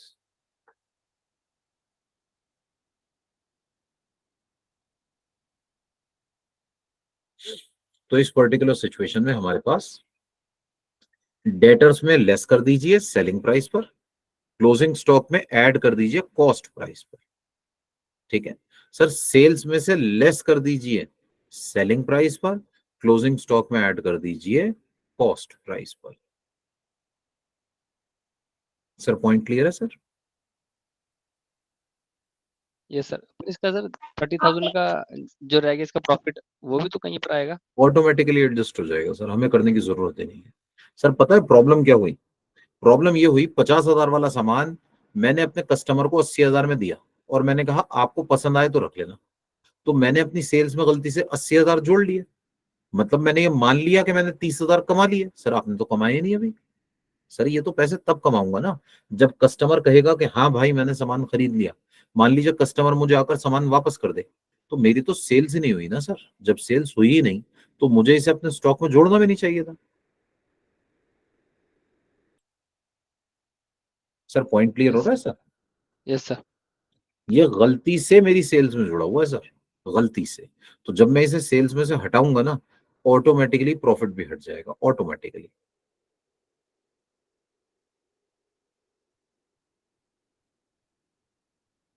सर ये closing stock always okay sir. Cost price पे ही रहता है वैसे भी? जी सर, जी सर, कॉस्ट प्राइस और market price which ever is lower पे रहता है सर। कॉस्ट प्राइस और market price which ever is lower. तो इसको मैं अपने पास यहाँ पर ना कॉस्ट प्राइस में ही ऐड करके लिखूंगा सर।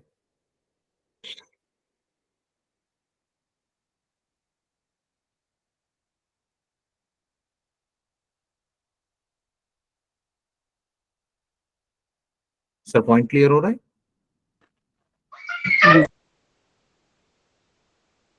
तो मैं ये बता रहा था कि सर हम अपने पास अगर गुड्स सोल्ड करेंगे अप्रूवल बेसिस पर, तो उसका जो इफेक्ट आएगा ना सर वो 4 बार आएगा।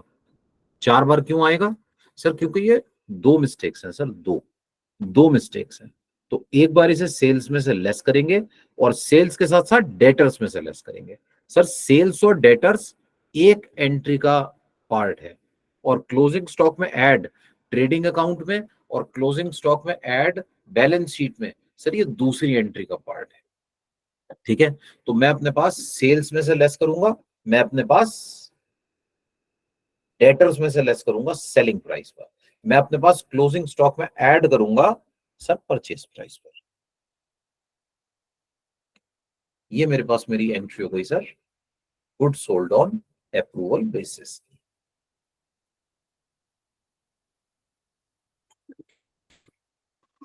सर परचेज में भी ऐड करना है और क्लोजिंग स्टॉक में भी ऐड करना है, 2 जगह बताया ना सर आप? सर परचेज में नहीं सर, परचेज में नहीं, सेल्स में से लेस करना है और डेटर्स में से लेस करना है जी, दो तो ये हो और गया, ठीक है सर। क्लोजिंग स्टॉक में प्लस करना है ट्रेडिंग में और बैलेंस शीट। चार अच्छा, इफेक्ट क्लोजिंग स्टॉक में दोनों जगह प्लस करना है। दोनों जगह प्लस करना है। ठीक है, ठीक है। सर यहां तक कोई डाउट हो तो पूछ लीजिए।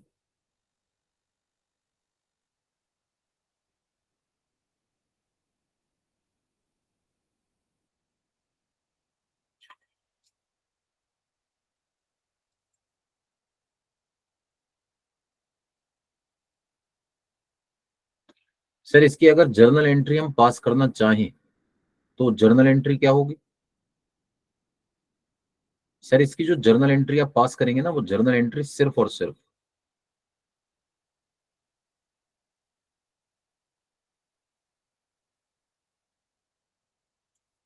will be passed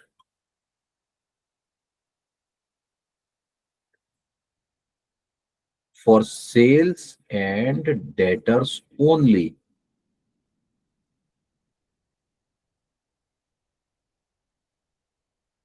No journal entry will be passed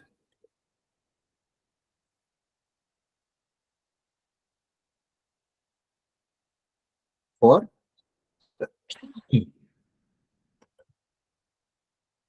to show effect in closing stock. Sir closing stock के लिए एंट्री करने की जरूरत नहीं है, क्यों? Sir closing stock trial balance में थोड़ी आ रहा होता है सर, एडजस्टमेंट्स में आ रहा होता है, वो तो खुद ही एडजस्ट हो जाएगा बिना एंट्री के। तो आपको जो एंट्री पास करनी है ना, सिर्फ और सिर्फ सेल्स से रिलेटेड करनी है और कोई एंट्री पास नहीं करनी। तो आप पता है क्या करेंगे सर, सेल्स की एंट्री को रिवर्स कर दीजिए। जो आपकी सेल्स की एंट्री थी ना, उसको रिवर्स कर दीजिए, रिवर्स। तो आप एंट्री पास करेंगे sales account debit to debtors account. Sales को डेबिट कर दीजिए, डेटर्स को क्रेडिट कर दीजिए at selling price, at selling price. Sales account debit to debtors account at selling price. ठीक है, इस तरह से सर ये हमारे पास हमारी एंट्रीज पास हो जाएंगी। सर यहां तक कोई डाउट हो तो पूछ लीजिए प्लीज।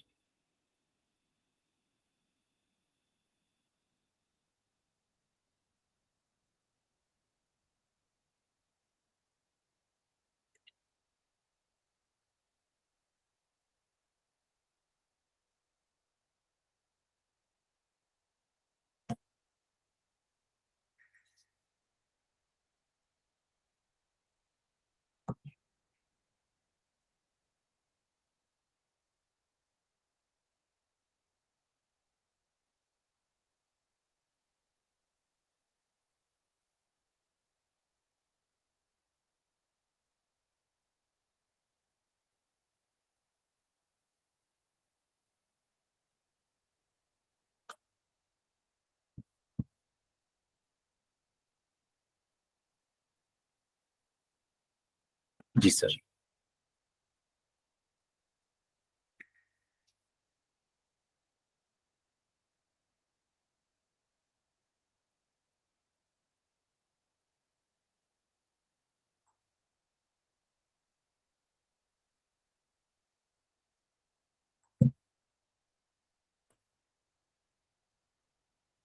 सर सारी एडजस्टमेंट्स हो गई, बस एक बची है और वो है मैनेजर्स कमीशन। मैनेजर्स कमीशन की एडजस्टमेंट हम अपने पास ना तब कर पाएंगे जब थोड़े से ना क्वेश्चंस हो जाएंगे। उसमें हमारे पास कैलकुलेशन हमें समझ नहीं है, ठीक है? वो कैलकुलेशन तभी समझ जब आप क्वेश्चंस कर लेंगे, ठीक है?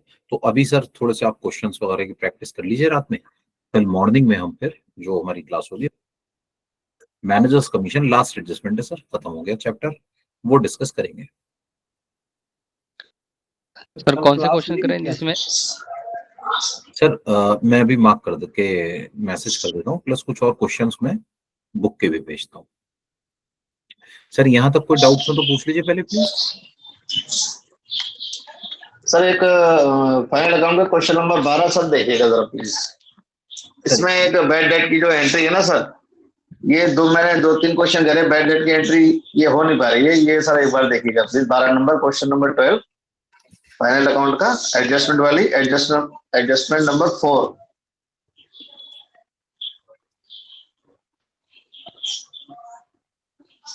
सर आपको आवाज आ रही है मेरी? आ रही है सर, आ रही है सर। 1 मिनट असाइनमेंट ओपन करो जी सर। क्वेश्चन नंबर 12 का एडजस्टमेंट नंबर 4 इफेक्ट दिखा रहा हूं मैं। आइए 1 मिनट सर।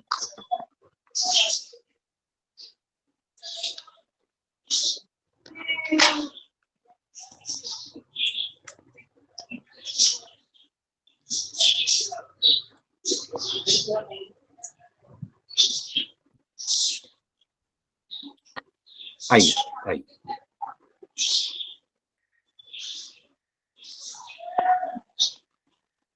सर, म्यूट कीजिएगा प्लीज यासीन सर।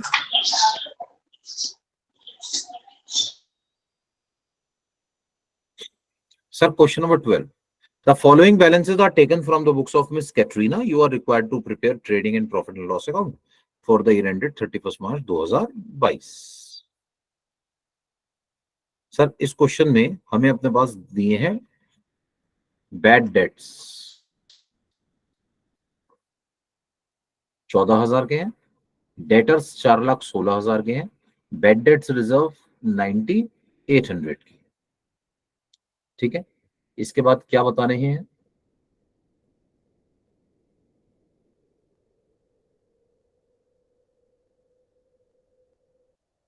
कह रहे हैं 16,000 रुपए के बैड डेट्स राइट ऑफ कर दो, एडिशनल बैड डेट्स हो गए। इसके बाद 7.5% का प्रोविजन बना दो बैड डेट्स के लिए, और फिर क्वेश्चन कह रहा है कि provision for discount on debtor बना दो 2%। ठीक है, आइए करते हैं सर। सर मैं थोड़ा बताऊं सर मैंने इसमें क्या कोशिश करी है? सर बताइए प्लीज। सर मैं डेटर्स में एसेट में डेटर लिखे हैं 4,16,000 के। तो सर उसमें करें राइट ऑफ करिए 16,000, तो मैंने उसमें से 16,000 लेस कर दिए, तो 4 लाख के डेटर बचे हैं। बिल्कुल सही सर फिर उसमें उसके बाद 7.5% और लेस करेंगे सर इसमें। जी सर। तो 7.5% जो है ये 4 लाख में का 7.5% लेस करेंगे या 4,16,000 का 7.5% लेस? 4 लाख का, 4 लाख। अच्छा, जो बैलेंस अमाउंट है 4 लाख का। जी 4 लाख का सर। एक बार राइट ऑफ करा है कि वो 16,000 कर दिए, तो 4,16,000 में से सिर्फ 4 लाख बचे हैं सर। जी सर। अच्छा, फिर सर इसका 7.5% 30,000 और हो गए सर। 30,000 हो गए सर, बिल्कुल सही।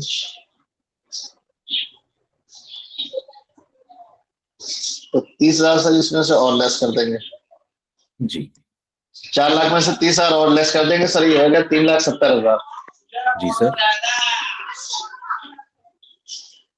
अब सर ये आ गया, आगे बोल रहे हैं इसमें 2% और कर दो, तो अब ये 3,70,000 पे 2% और लेस करेंगे। 3,70,000 का 2% और कर देंगे सर।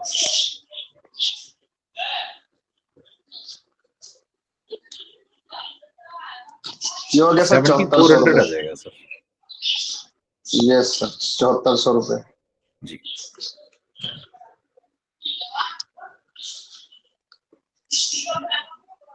3,62,600 3,62,600 के डेटर बचे हैं सर। जी सर। जी अच्छा, अब सर इसको जो हम पीनल में दिखा रहे हैं सर। जी सर। पीएनएल में सर एक तो हम दिखाएंगे 14,000 रुपए जो ऑलरेडी गिवन है ट्रायल बैलेंस में। बिल्कुल सही। फिर 16,000 इसमें और ऐड करेंगे सर, नए वाले 16,000 ऐड करेंगे सर। अच्छा ठीक है, फिर उसमें 30,000 के और ऐड करेंगे सर। जी न्यू प्रोविजन ऐड करेंगे और 7,400 रुपए और ऐड कर देंगे। जी वो नीचे करेंगे सर अलग से।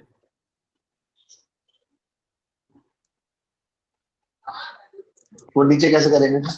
जी मैं स्टार्ट करता हूँ सर, आइए। जी सर, जी प्लीज। सर देखिए ट्रायल बैलेंस में हमें गिवन है बैड डेट्स सर सबसे पहला स्टेप पता है क्या है यासीन सर? ट्रायल बैलेंस के आइटम्स को पोस्ट कीजिए। ट्रायल बैलेंस में सर गिवन है 14,000 रुपए, ये आ गए सर 14,000 रुपए बैड डेट्स के पीएनएल की डेबिट पर। अगला आइटम है सर ट्रायल बैलेंस में डेटर्स हैं 4,16,000 के, बैलेंस शीट की एसेट्स में आ जाइए सर, डेटर्स 4,16,000। अगला आइटम है sir bad debts reserve. Sir ये जो रिजर्व है ना, ये ओल्ड प्रोविजन होगी सर, और ये कितना है सर 9,800 रुपए। ओल्ड प्रोविजन लेस कर दीजिए 9,800 रुपए। सर इसके बाद ना नीचे की लाइन में हमें गिवन है डिस्काउंट अलाउड 82,000, दिखा दीजिए sir discount allowed 82,000। Sir bed date reserve का क्या मतलब होता है सर, ये नहीं समझ पा रहा हूँ। सर बेड डेट रिजर्व मतलब old provision. Bed date reserve हो या प्रोविजन हो एक ही बात है। ट्रायल बैलेंस में गिवन होता है तो इसका मतलब होता है ओल्ड, एडजस्टमेंट में गिवन होता है इसका मतलब होता है न्यू। इसका मतलब ये है मैंने पिछले ही साल अपना ये खर्चा दिखा दिया था कि मेरे बेड डेट्स होने वाले हैं। लास्ट ईयर मैं अपने एक्सपेंसेस में ये खर्चा दिखा चुका हूं पहले से, दोबारा मतलब लास्ट ईयर सर, जी सर लास्ट ईयर 2 बार दिखा चुके हैं, एक तो 14,000 दिखा चुके हैं बेड डेट्स में जी, और एक रिजर्व में 9,800 दिखा चुके हैं। जी सर जी। तो सर ये दोनों एक बार एक ही साथ क्यों नहीं दिखाए, हमने अलग अलग क्यों दिखाए? सर एक बार दोबारा बोलिएगा, आपने क्या बोला था अभी प्लीज? वो सर मैं कह रहा हूँ कि ट्रायल बैलेंस में 2 चीजें दिखाई हैं, एक तो बेड डेट दिखाई है 14,000 की जी, और एक बेड डेट सर ये जो रिजर्व बेड दिखाई है डेट्स है ना, 1,800 ये रुपए बेड की। डेट पिछले साल नहीं दिखाए थे, ये बेड डेट इसी साल हुए हैं। पिछले साल सिर्फ प्रोविजन दिखाया था मैंने, पिछले साल सिर्फ प्रोविजन दिखाया था 9,800 रुपए का। ये 14,000 के बेड डेट तो इस साल हुए। तो ये दोनों एक साथ नहीं दिखाए जा सकते सर ट्रायल बैलेंस में? सर पिछले साल के बेड डेट्स दिखाए होंगे ना, इस साल के बेड डेट पिछले साल कैसे पता चल गए होंगे? सर अगले साल कितने पैसे डूबेंगे ये मैं अभी से कैसे बता सकता हूँ, ये तो अगले साल बताऊंगा सर, फ्यूचर कैसे बताऊंगा? तो ये मतलब जो बेड डेट है सर ये करंट ईयर के तो है सर, मतलब ये 21/22 फाइनेंशियल ईयर के? ये करंट ईयर के बेड डेट्स है, करंट फाइनेंशियल ईयर में 14,000 डूबे। अच्छा, और ये 9800 ये कौन से बेड डेट है सर फिर? ये वो थे जिनका मैंने अंदाजा लगाया था पिछले साल, मुझे लग रहा था 9,800 रुपए डूबेंगे, तो 9,800 रुपए मैंने अपने पीएनएल की डेबिट पे दिखा दिए थे। अच्छा ओके ठीक है, मतलब 14,000 तो कंफर्म थे जो डूबे हुए हैं, ये सिर्फ अंदाजा लगाया था, मतलब प्रोविजन था एक तरह पिछले का। साल लगाया था, पिछले साल, इस साल नहीं, पिछले साल अंदाजा लगाया था 9,800 रुपए के बेड डेट्स होने का। मतलब ये फाइनेंशियल ईयर 20-21 की बात कर रहे हैं सर, 9800 रुपए 20-21 के थे क्या? जी सर 9800 रुपए 20-21 के हैं, 21-22 के 14,000 है। 14,000 21-22 की, ठीक है ठीक है ठीक है सर, आगे बढ़ते हैं सर। जी सर जी। तो सर पहला काम हमने ये किया, ट्रायल बैलेंस में जितने आइटम्स थे ना उनको दिखा दिया। अब क्वेश्चन क्या कह रहा है एडजस्टमेंट में?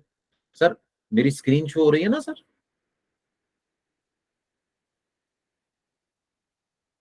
अब क्वेश्चन ये कह रहा है हमने अपने पास ना 16,000 के फर्दर बेड डेट्स को राइट ऑफ करना है। इसका मतलब 16,000 के बेड डेट्स और हो गए, तो 16,000 के जो बेड डेट्स हो गए प्रॉफिट एंड लॉस में ऐड कर दीजिए और बैलेंस शीट की एसेट साइड पे डेटर्स में से माइनस कर दीजिए। इसका मतलब अब डेटर्स बचे 4 लाख के, अब डेटर्स बचे 4 लाख के, फर्दर बेड डेट्स मैंने ऐड कर दिए। ठीक है, अब न्यू प्रोविजन क्या है सर? 4 लाख पर 7.5%, 30,000 का न्यू प्रोविजन बनाना है। 30,000 रुपए जो न्यू प्रोविजन बनाना है, ये बैलेंस शीट की एसेट्स में डेटर्स में से लेस कर दीजिए, डेटर बचे 3,70,000 के। और दूसरी बार सर यहां पीएनएल अकाउंट की डेबिट साइड पे दिखा दीजिए 30,000 रुपए, तो 30 और 30 60 माइनस 90 800, ये आ जाएगा 50,200 रुपए। 50,200 रुपए आ गए सर। अब इस 3,70,000 का 2%, 7,400 रुपए का सर हमारे पास प्रोविजन बनेगा। ये हो गया सर हमारे पास 3,62,600 रुपीज, और इधर से न्यू प्रोविजन ऐड हो जाएगा 7,400 का। ओल्ड प्रोविजन सर दिया हुआ नहीं है क्वेश्चन में। ये आ जाएगा सर 89,400 रुपीज। 89,400 रुपीज।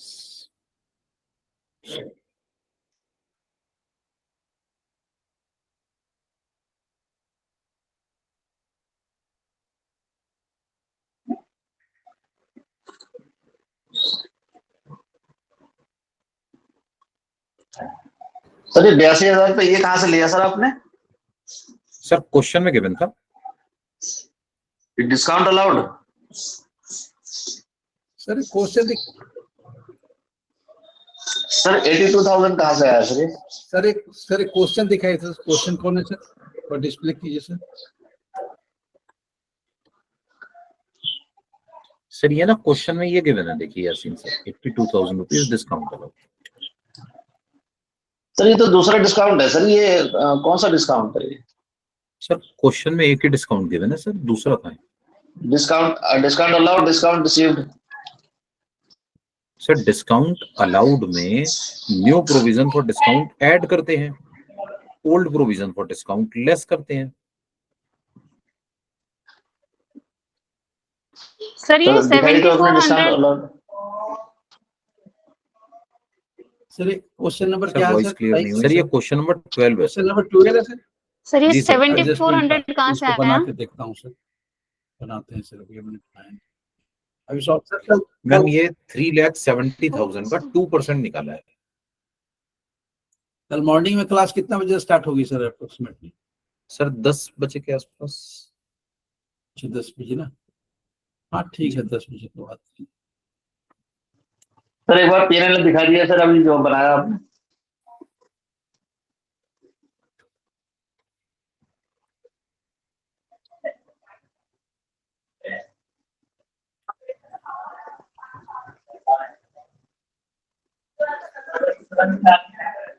अच्छा ये 82,000 का सर, ये 82,000 का डिस्काउंट सर किस तरह से, थोड़ा समझाइए सर, समझ नहीं पा रहा। सर ये तो क्वेश्चन में गिवन है सर, ये मैंने निकाला थोड़ी है। क्वेश्चन में डिस्काउंट गिवन था 82,000, हमने तो सिंपली पोस्ट कर दिया सर। सर ये बैड डेट से कैसे रिलेटेड है सर ये? सर क्वेश्चन में डिस्काउंट गिवन है, डिस्काउंट पीएनएल की डेबिट पर दिखाया जाएगा, उसमें new provision for discount add किया जाएगा, old provision for discount less किया जाएगा। सर ये डिस्काउंट किया था सर, डिस्काउंट को ये हम ये बैड डेट से कैसे रिलेट कर रहे हैं सर, ये नहीं समझ पा रहा हूँ। सर हम कर ही ये अलग चीज है, वो अलग चीज है, आप इसको रिलेट कर क्यों नहीं? ये बैड डेट का डिस्काउंट बैड डेट का से रिलेट नहीं है। नहीं सर, डिस्काउंट अलग चीज होती है, बैड डेट्स अलग चीज होते हैं। प्रोविजन बैड डेट्स के लिए भी बनता है, प्रोविजन डिस्काउंट के लिए भी बनता है।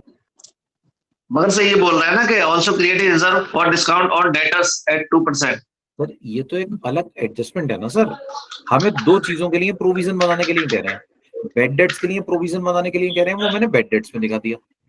सर डिस्काउंट के लिए प्रोविजन बनाने के लिए कह रहे हैं, वो मैंने डिस्काउंट में दिखा दिया। तो ये 2% आपने सर किसका निकाला? सर 3,70,000 का सर आपने तो निकाल के बताया था यासीन सर, 7,400। सर ये 370 डेटर हो गए सर अब। सर 3,70,000 के डेटर्स बचे हैं सर, 4,16,000 के डेटर्स थे, 16,000 के बेड डेट्स हो गए, 4 लाख रुपए मुझे लेने थे। अब मुझे लगता है 4 लाख में से 30,000 डूब जाएंगे, बचे 3,70,000। सर उन 3,70,000 का 2% मैंने प्रोविजन बना दिया। मुझे लगता है 3,70,000 का 2% मुझे डिस्काउंट देना पड़ेगा, डिस्काउंट। मतलब सर ये इतना तो 80,000 तो हम पहले दे रहे हैं, 82,000 पहले दे रहे हैं। ये तो मैं दे चुका, और ये तो मैं दे चुका। अभी 7,400 का डिस्काउंट और देना बाकी है, अगले साल दूंगा, खर्चा दिखा दिया मैंने। अच्छा 74,000 का डिस्काउंट और ऐड कर दिया सर इसमें, मतलब डिस्काउंट बढ़ा दिया, ये हमारा लॉस हो गया ना सर। जो पहले 82,000 का होना था अब 7,400 मिला के 89,400 का होगा। जी सर, जी सर, ठीक है सर। अच्छा ये सर ये डेटर्स में पिछले क्वेश्चन में भी सर डेटर्स में आ रहा है सर। अगर आप क्वेश्चन नंबर 10 देखेंगे ना सर, आपने ना अभी शायद वो वीडियो नहीं देखी एडजस्टमेंट वाली। सर वो आप वीडियो देखेंगे ना, ये सारी बातें क्लियर हो जाएंगी, उसमें पूरा डिटेल में डिस्कशन है। एक्चुअली सर वो एक बड़ी एडजस्टमेंट है ना, जब तक आप वीडियो नहीं देखेंगे क्लियर नहीं होगा यासीन सर। हाँ सर, ये क्लियर नहीं हो पा रहा सर, ये डाटा का डिस्काउंट, ये मेरे हर क्वेश्चन में प्रॉब्लम कर रहा है सर। आप वीडियो देखेंगे क्लियर हो जाएगा, आप वीडियो नहीं देखेंगे ये क्लियर हो ही नहीं पाएगा सर। सर 5 एडजस्टमेंट्स है, 5 एडजस्टमेंट का इफेक्ट है, ये आप डाउट के थ्रू थोड़ी समझ पाएंगे, आपको वीडियो ही देखनी पड़ेगी। अच्छा सर, कौन सी वीडियो में है सर ये वाली जो आप बता रहे हैं? सर ये फाइनल अकाउंट्स की जो वीडियोस अपलोडेड है ना, उसमें लिखा हुआ है प्रोविजन वाली। अच्छा, प्रोविजन वाली वीडियो। ये जो प्रोविजन जो अभी किए हैं, ये कल आप पढ़ाए थे सर इसको, ये जो आपने एडजस्टमेंट के कल पढ़ाया सर, इसको शायद लोड नहीं किए हैं सर आपने। ये कल नहीं पढ़ाया सर, कल तो हमने क्वेश्चन किया था, कल तो क्लास ही नहीं हुई थी सर, परसों जो है क्वेश्चन परसों जो परसों तो क्वेश्चन हुआ था सर। अच्छा जी, परसों नहीं पढ़ाया था ये उससे पहले पढ़ाया था, अपलोडेड है सर, ये ऐप में अपलोडेड है, आप वहां पे चेक कीजिए प्लीज। अच्छा सर, एक चीज और मैं बोल रहा था कि जो कैपिटल गेन का आपने जो नोट किया है ना, नोट भेजे हैं, जी जी, उसमें मैं देख रहा था कि 54A 54C GA ये सब का उसमें आ नहीं रहा है सर। नहीं सर, उसमें है नोट्स। मैं खोल कर देखा सर, एक बार आप देख लीजिए सर, शायद वो नहीं शेयर किया। हैंड रिटन नोट्स की बात कर रहे हैं आप, किसकी बात? Yes sir, handwritten notes. Sir वो 54GB जो है ना, वो नोट्स में से पढ़ाया था, इसलिए नहीं आ रहा। और भी नहीं है सर, वो टाइप वाले नोट्स केवल जो है 2 ही है सर उसमें, 50C है और 51 है सेक्शन, इसके बाद सर ब्लैंक है। मैं आज पढ़ रहा था। आप सर एक बार स्क्रीनशॉट भेजिए मुझे, मैं भी चेक करता हूँ, मैं समझ नहीं पा रहा कौन से वाली, मैं भी मैं भेज रहा हूँ सर, भेज रहा हूँ जी नोट्स, क्लास नोट्स। सर जी सर। सर वो मैंने पूछा था आपसे कि कौन कौन से टॉपिक हैं जो हम खुद करें, तो सर वो मैं अभी तक देख नहीं पाया, मैं अभी देखता हूँ सर, क्लास के बाद मैं चेक करता हूँ, मैं कल मॉर्निंग में बता दूंगा या अभी मैसेज कर दूंगा ग्रुप पे। ठीक है सर, जी ओके सर। ये एडजस्टमेंट वाली जो रिकॉर्डिंग, सर एक मैसेज किया था सर पीजीबीटी का, एक लाइन का। एक मिनट सर, अभी देखते हैं सर। जी सर, हाउस प्रॉपर्टी में तो कोई अमेंडमेंट वगैरह नहीं है, क्योंकि वो भी पुरानी वीडियो है ना? नहीं, हाउस प्रॉपर्टी में कोई अमेंडमेंट। ओके सर ये एडजस्टमेंट वाली रिकॉर्डिंग सर, ये करंट की रिकॉर्डिंग मिल जाएगी या ओल्ड वाली में पड़ी हुई है? Current year. ठीक है सर।